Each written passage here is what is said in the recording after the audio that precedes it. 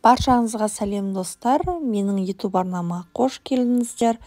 Бүгін өздеріңізбен өте дәмді әрі тойымды пеште әзірленетін картоп қосылған пирожкидің рецептімен бөлісетін боламын. Достар, егер арнама тіркелмеген болсаңыз, төмендегі подписаться батырмасын басып, арнама жазылуды ұмытпаңыз. Пирожкиімізді жасауға кірсек, алдымен жылы сүтімізге бөлме температурасындағы сұйық майымызды, оның үстіне қант тұзымызды және құрғақ ашытқымызды салып, жақсылап бір араластырып аламыз. Және жылы суымызды құйып, қант пен тұз еритіндей етіп жақсылап араластырамыз. Алдын ала илегіштен өткізілген ұнымызды қосып, осылай лопатканың болмаса қасықтың көмегімен жақсылап араластырып аламыз. Содан соң барып, жұмсақ қамыр илейміз.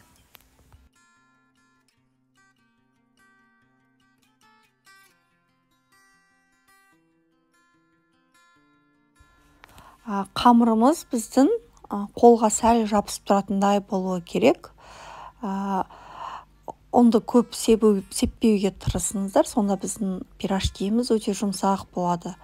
Осылай қамыр илеп қойдым және бетін пищевая пленкамен жауып, жылы жерге қоямыз. Пирожкиіміздің қамыры көтерілу керек. Енді салмасын әзірлеуге кірісеміз. Қамырымыз көтерілгенше алдымен пиязымызды жақсылап ұсақтап етіп турап аламыз. Тапамызды қыздырамыз. Үстінен сұйық майды қосып, пиязымызды қуырып аламыз. Және бір ыдысқа картопымызды суға қайнатып аламыз. Бізде пиязымыз сәл сарғаюы керек. Мұнда менде суға қайнатқан картопым пісті. Бұны осылай езіп аламын. Және жаңағы майға қуырған пиязымызды осы картопымыздың үстінен қосып, татымына қарай тұз, бұрыш қосып, жақсылап араластырамыз.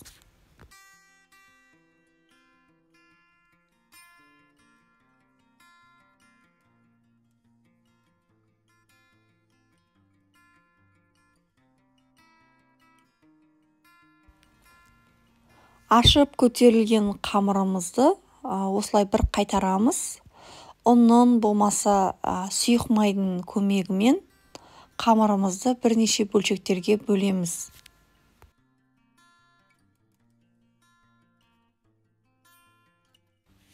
Әр бөлген бөлшек қамырларымызды видеодағындай дөңгелектеп етіп жасаймыз.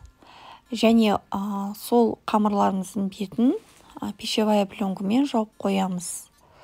Оқтауымыздың көмегімен шет жақтарын қамырымыздың дөңгелектеп етіп жаямыз. Шет жақтарын ортасына салмамызды салып, видеодағындай етіп түйіп шығамыз. Алдымен қамырымыздың ұшын келтіріп, екі шеттегі қамырды бір-бірінің үстіне жабыстырып қойып шығамыз. Сонда бізде видеодағындай әдемі етіп өріледі. Қазір сіздерге тағы көрсетемін. Өте оңай. Жаңағы қамыр тыңдағыш келеді. Сұйық маймен, онымен жасасаңыздар. Өруге жаңағы болады.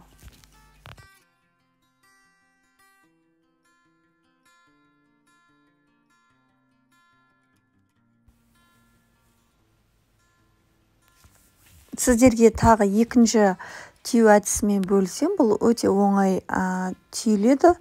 Қамырымызды осылай жайып, үстінен салмамызды саламыз және салмамыз түсіп кетпейтіндей етіп, барлық бұрышын бекітемізді, оны астына қаратып төңкереміз. Формамызға пергамент қағазын төсеп, оның үстінен пирожкиларымызды қоямыз. Жұмыртқаның сарысын жағып, бетіне күнжіт мак себеміз. Пешімізді қызып тұрған пеште 200 градуста 20-25 минуттай қызарғанша пісіріп аламыз. Мұнда біздің пирожкиіміздің барлығы толық пісті. Өте дәмді, мамықтай жұмсақ әрі тойымды пирожки болып шығады. Достар, арнама тіркелмеген болсаңыз, подписаться батырмасын басып, каналыма жазылып қойыңыздар.